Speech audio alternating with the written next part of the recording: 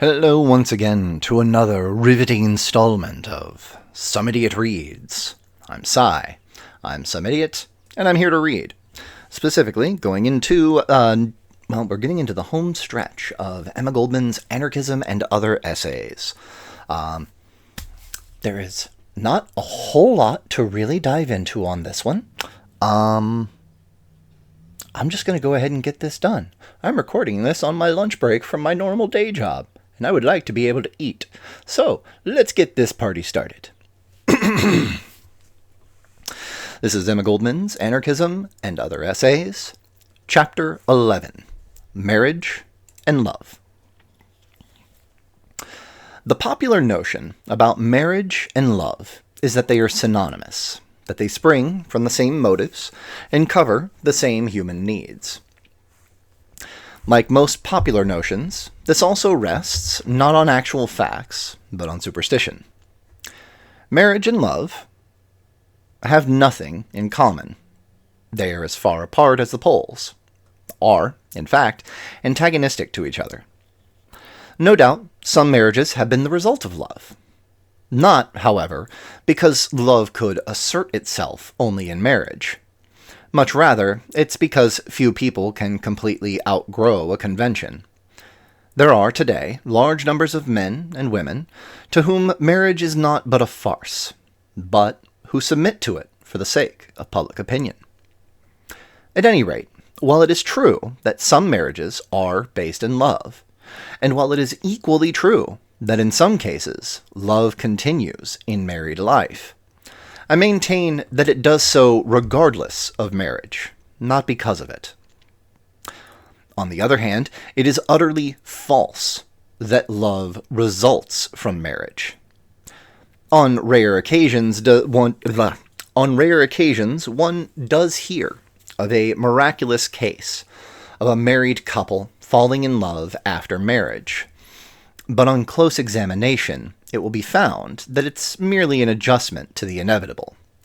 Certainly, the growing used to each other is far away from the spontaneity, the intensity, and beauty of love, without which the intimacy of marriage must prove degrading to both man and woman. Marriage is primarily an economic arrangement, an insurance pact. It differs from the ordinary life insurance agreement only in that it is more binding, more exacting.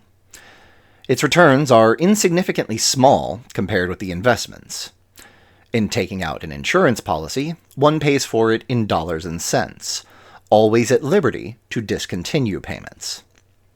If, however, woman's premium is a husband, she pays for it with her name, her privacy, her self-respect, her very life, quote-unquote, until death doth part. Moreover, the marriage insurance condemns her to lifelong dependency, to parasitism, to complete uselessness, individual as well as social. Man, too, pays his toll, but as his sphere is wider, marriage does not limit him as much as woman. He feels his chains more in an economic sense. Thus, Dante's motto over Inferno applies with equal force to marriage. Quote, "Ye who enter here, leave all hope behind." End quote. That marriage is a failure, none but the very stupid will deny. One has but to glance over statistics of divorce to realize how bitter a failure marriage really is. Nor will the stereotyped Philistine argument that the laxity of divorce laws and the growing looseness of woman account for the fact that, first, every 12th marriage ends in divorce, second, that since 1870 divorces have increased from 28 to 73 for every 100,000 population. Third, that adultery, since 1867, as ground for divorce, has increased 270.8%. Fourth, that desertion has increased 369.8%. As a side note, from me as the reader here, I would not be surprised if those numbers have gone up since the time she wrote this. Do some research. Check it out. Added to these startling figures is a vast amount of material, dramatic and literary, further elucidating this subject. Robert Herrick in Together, Pinero in Mid-Channel, Eugene Walter in Paid in Full, and scores of other writers are discussing the barrenness, the monotony, the sordidness, the inadequacy of marriage as a factor for harmony and understanding. The thoughtful student will not content himself with the popular superficial excuse for this phenomenon. He will have to dig down deeper into the very life of the sexes to know why marriage proves so disastrous.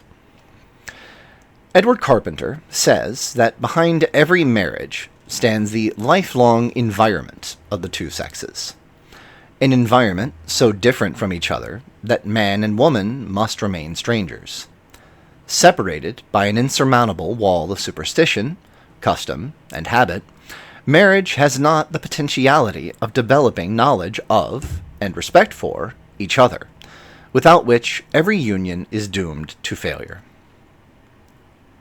Henrik Ibsen, the hater of all social shams, was probably the first to realize this great truth.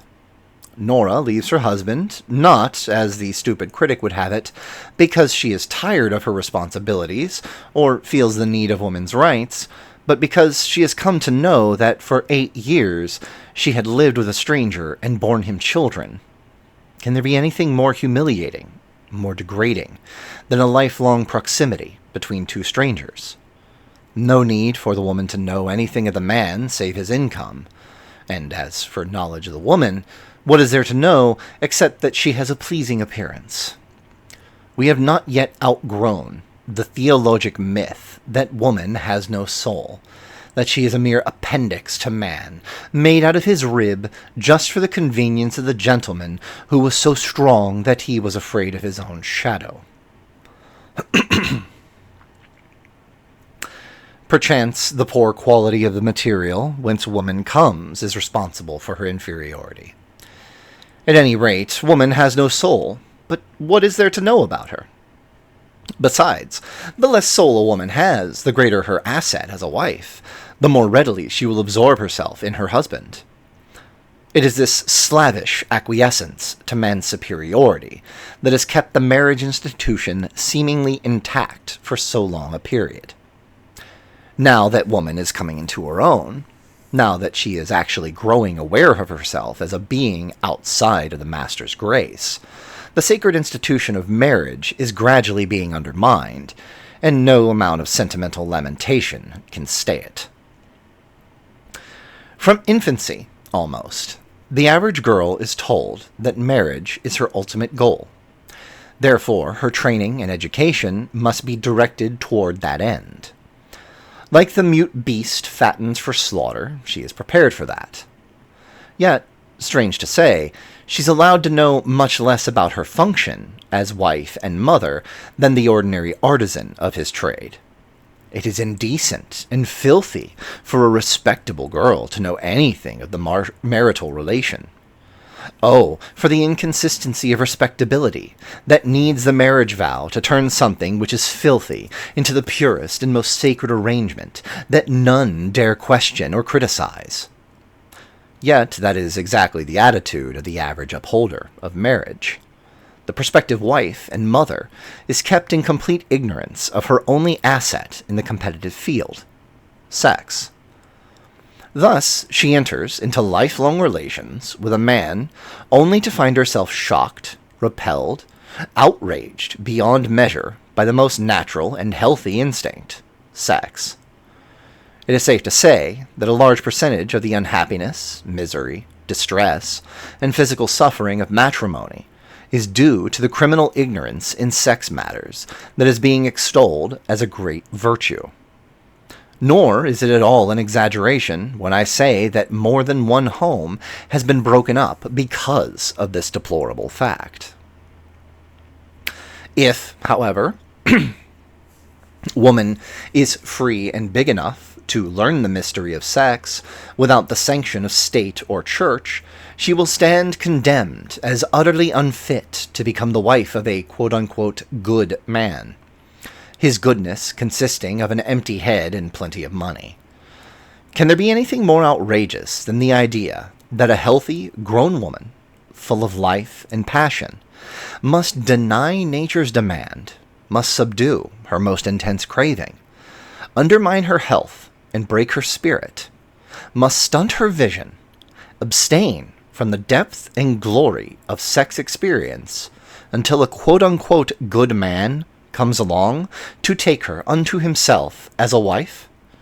That is precisely what marriage means. How can such an arrangement end except in failure? This is one, though not the least, important factor of marriage, which differentiates it from love. Ours is a practical age. The time when Romeo and Juliet risked the wrath of their fathers for love, when Gretchen exposed herself to the gossip of her neighbors for love, is no more. If, on rare occasions, young people allow themselves the luxury of romance, they are taken in care by the elders, drilled and pounded until they become sensible. The moral lesson instilled in the girl is not whether the man has aroused her love, but rather is it how much? The only important and only god of practical American life. Can the man make a living? Can he support a wife? That is the only thing that justifies marriage. Gradually, this saturates every thought of the girl. Her dreams are not of moonlight and kisses, of laughter and tears. She dreams of shopping tours and bargain counters. This soul poverty and sordidness are the elements inherent in the marriage institution. The state and church approve of no other ideal, simply because it is the one that necessitates the state and church control of men and women. Doubtless, there are people who continue to consider love above dollars and cents. Particularly is this true of that class whom economic necessity has forced to become self-supporting. The tremendous change in woman's position, wrought by that mighty factor, is indeed phenomenal when we reflect that it is but a short time since she has entered the industrial arena. 6 million women wage earners. 6 million women who have the equal right with men to be exploited, to be robbed, to go on strike. Aye, to starve, even. Anything more, my lord? Yes, 6 million wage workers in every walk of life, from the highest brain to the most difficult menial labor in the mines and on the railroad tracks. Yes, even detectives and policemen. Surely the emancipation is complete. Yet, with all that, but a very small number, the vast army of women wage workers, look upon work as a permanent issue, in the same light as does man. No matter how decrepit the latter, he has been taught to be independent and self-supporting. Though I know that no one is really independent in our economic treadmill, still, the poorest specimen of a man hates to be a parasite. To be known as such, at any rate. Woman considers her position as a worker transitory, to be thrown aside for the first bidder. That is why it is infinitely harder to organize women than men. Why should I join a union?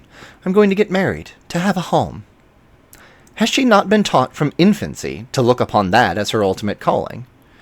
She learns soon enough that the home, though not so large a prison as the factory, has more solid doors and bars. It has a keeper so faithful that naught can escape him. The most tragic part, however, is that the home no longer frees her from wage slavery. It only increases her task. According to the latest statistics submitted before a committee on labor and wages and congestion of population, 10% of the wage workers in New York City alone are married. Yet they must continue to work at the most poorly paid labor in the world. Add to this horrible aspect the drudgery of housework and what remains of the protection and glory of the home. As a matter of fact, even the middle-class girl in marriage cannot speak of her home, since it is the man who creates her sphere. It is not important whether the husband is a brute or a darling. What I wish to prove is that marriage guarantees woman a home only by the grace of her husband, that she moves about in his home year after year, until her aspect of life and human affairs becomes as flat, narrow, and drab as her surroundings. Small wonder if she becomes a nag, petty, quarrelsome, gossipy, unbearable, thus driving the man from the house.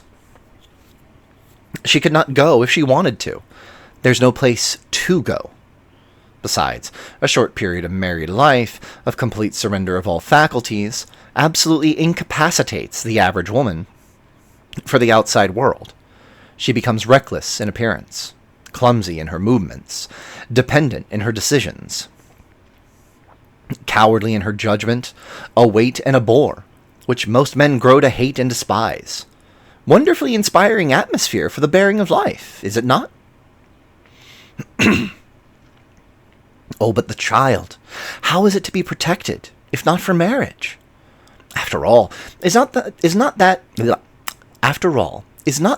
the most important consideration? The sham, the hypocrisy of it. Marriage protecting the child, yet thousands of children destitute and homeless. Marriage protecting the child, yet orphan asylums and reformatories overcrowded. The Society for the Prevention of Cruelty to Children, keeping busy in rescuing little victims from quote-unquote loving parents, to place them under more loving care, the Jerry Society. Oh, the mockery of it. Marriage may have the power to bring the horse to water, but has it ever made him drink? The law will place the father under arrest and put him in convict's clothes, but has that ever stilled the hunger of the child? If the parent has no work, or if he hides his identity, what does marriage do then? It invokes the law to bring the man to quote-unquote justice, to put him safely behind closed doors. His labor, however, goes not to the child, but to the state. The child receives but a blighted memory of its father's stripes. As to the protection of the woman, therein lies the curse of marriage. Not that it really protects her, but the very idea is so revolting, such an outrage, an insult on life, so degrading to human dignity, as to forever condemn this parasitic institution. It is like that other paternal arrangement, capitalism. It robs man of his birthright, stunts his growth, poisons his body, keeps him in ignorance, in poverty, and dependence, and then institutes charities that thrive in the last vestige of man's self-respect. The institution of marriage makes a parasite of a woman, an absolute dependent. It incapacitates her for life's struggle, annihilates her social consciousness, paralyzes her imagination, and then imposes its gracious protection, which is in reality a snare, a travesty on human character.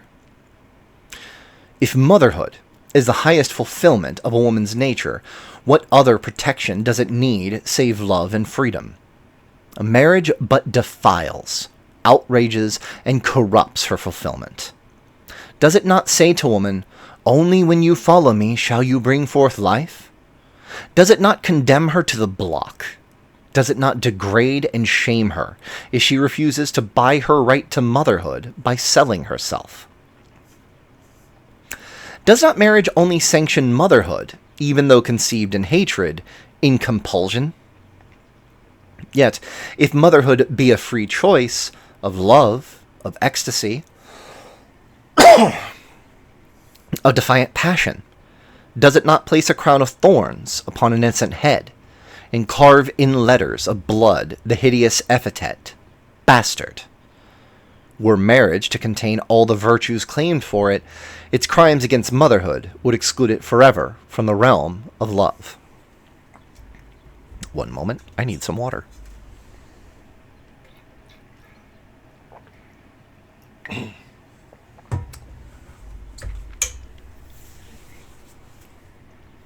Love, the strongest and deepest element in all life, the harbinger of hope, of joy, of ecstasy.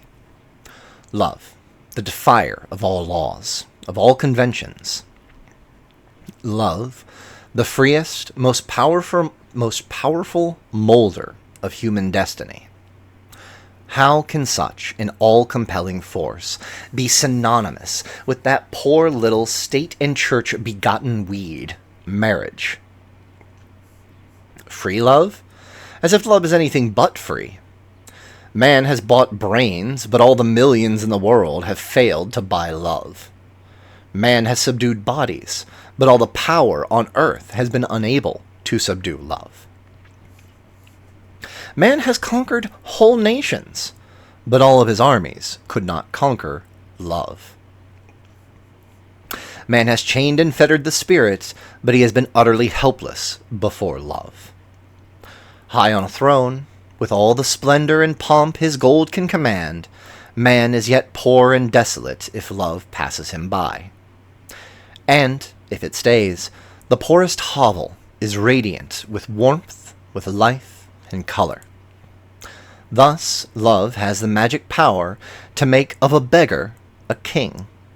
Yes, love is free. It can dwell in no other atmosphere. In freedom, it gives itself unreservedly, abundantly, completely. All the laws on the statutes, all the courts in the universe, cannot tear it from the soil once love has taken root. If, however, the soil is sterile, how can marriage make it bear fruit? It is like the last desperate struggle of fleeting life against death.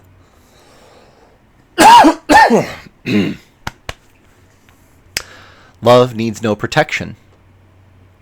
It is its own protection.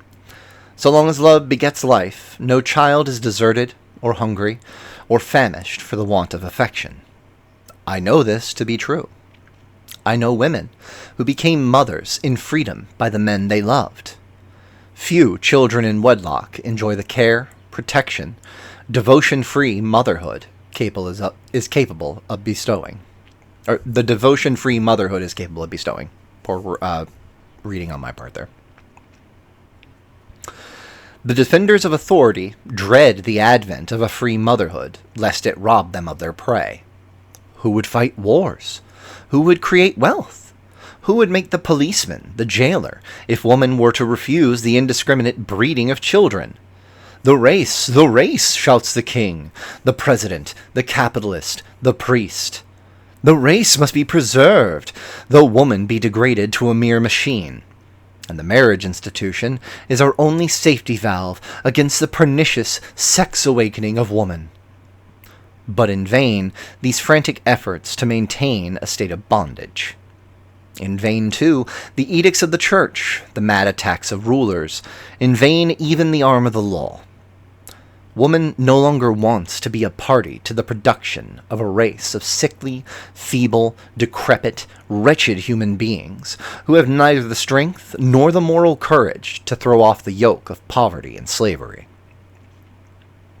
Instead, she desires fewer and better children, begotten and reared in love and through free choice, not by compulsion as marriage imposes. Our pseudo-moralists have yet to learn the deep sense of responsibility toward the child that love and freedom has awakened in the breast of woman. Rather, would she forgo forever the glory of motherhood than bring forth life in an atmosphere that breathes only destruction and death.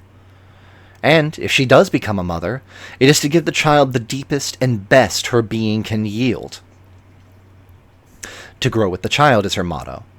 She knows that, in that manner alone, can she help build true manhood and womanhood. Ibsen must have had a vision of a free mother when, with a masterstroke, he portrayed Miss Alving. Sorry, Miss? I always get that confused. MRS. That's Miss Alving. She was the ideal mother, because she had outgrown marriage and all its horrors, because she had broken her chains and set her spirit free to soar, until it returned a personality, regenerated and strong. Alas, it was too late to rescue her life's joy, her Oswald. But not but not too late to realize that love in freedom is the only condition of a beautiful life. Those who, like Miss Alving, have paid with blood and tears for their spiritual awakening, repudiate marriage as an imposition, a shallow, empty mockery.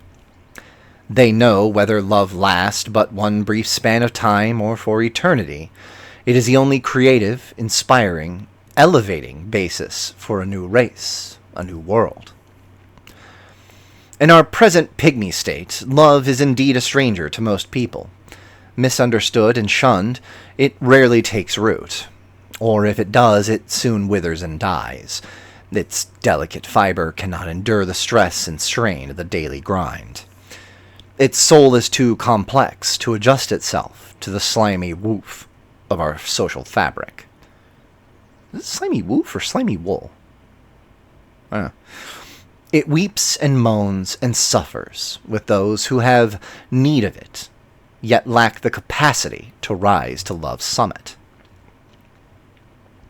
Someday, men and women will rise. They will reach the mountain peak. They will meet big and strong and free, ready to receive, to partake, and to bask in the golden rays of love. What fancy, what imagination, what poetic genius can foresee, even approximately, the potentialities of such a force in the life of men and women. If the world is ever to give birth to true companionship and oneness, not marriage, but love will be the parent.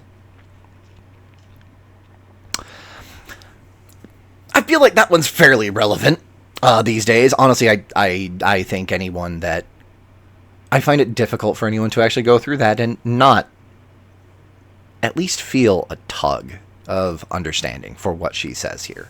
Certainly the times have changed somewhat since Emma Goldman's era, but that still stands true.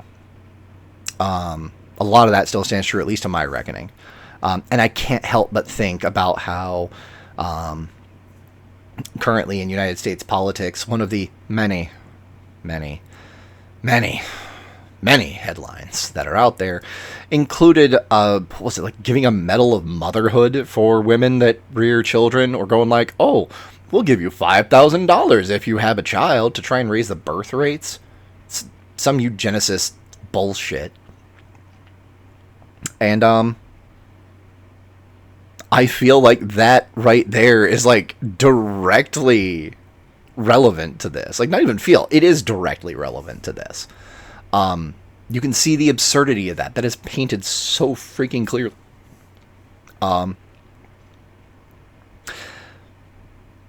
But it is an economic contract.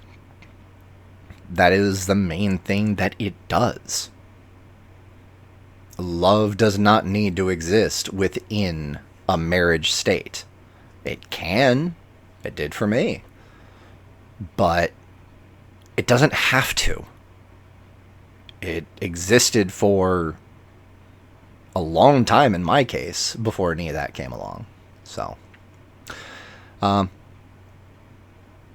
definitely one, I was feeling the flow of this a lot better than I had the previous ones. Not that there's anything negative to the previous ones, just as I've said before, not my area of expertise and deeper personal understanding. I hope I at least did it decently on those previous ones. But yeah, I apologize for the coughing here and there.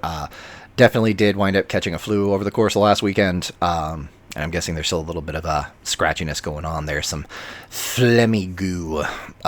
Hopefully I'll be better next time. And yeah, I will definitely be getting the next Idiot Reads, which will be another one of Coyote's Dispatches from Appalachia next week. I will definitely be getting that earlier rather than later, because I'm going to be out of town all weekend. My birthday is next Thursday. No, not next Thursday. No, God, I'm a week off. Time has ceased to have meaning since COVID. My birthday is coming up. It's on the 8th. So, That weekend I will be out. That will be the closing of Emma Goldman. But next weekend I will still be doing another COYOTE. Check that out. Also, just because I saw him post about it earlier today, he has a couple more books that are in the pipe. I'm not sure the state of how far along they are. COYOTE, if you happen to give this a listen, I know that you're normally on the grind, getting the word mines chipped away, but if you do happen to listen to this one and you see that, let me know. Is there a timeline? Maybe I'll just message you directly. I'll ask. But he's got a couple of more books that are coming down the pipe at some point in the future. I will try and maybe have an update for that for the next video for his dispatch. But yeah, so still more Satisfactory that's on the deck. Soul Reaver is still going on. I'm getting close to the end of that one. Got a couple other things that I'm going to play around with. A couple other ideas for some additional content that I'm kind of fine-tuning. But yeah, that's enough for my idiot ramble. You all take care. I hope that you are doing well. Try and be the best person that you can be. Not that is possible, but what you can realistically do with the energy that you have and the resources that are at your disposal. Try and be at peace, and just try and be well. Deuces.